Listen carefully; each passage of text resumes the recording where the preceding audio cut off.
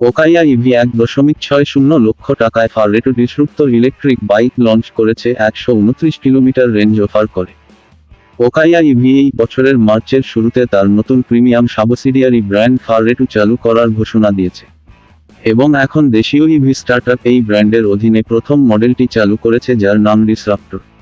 1.60 লাখ টাকা ex showroom মূল্যের ফারেটো ডিসরুপ্টরের delivery এই বছরের আগস্ট থেকে শুরু হবে বলে আশা করা হচ্ছে।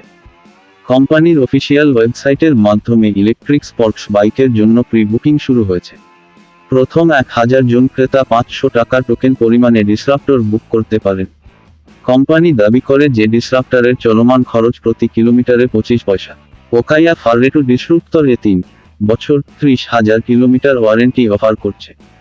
লঞ্চের বিষয়ে মন্তব্য করতে গিয়ে ওকাইয়া ইভির ম্যানেজিং ডিরেক্টর আনুশুল গুপ্তা বলেছেন,